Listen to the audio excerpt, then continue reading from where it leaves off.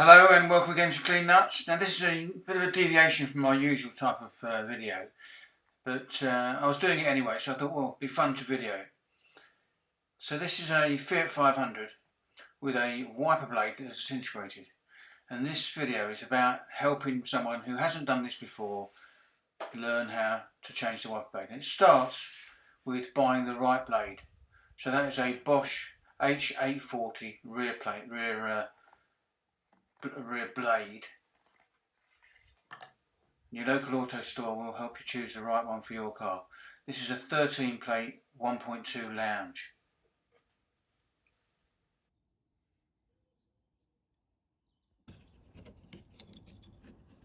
And then it's quite stiff. Just push it out like that. And that looks like the new one, which is a good start. There's the groove that bar goes into. And the clever thing to do is offer it up alongside it. Snap it in. Job's a good one. So there you are.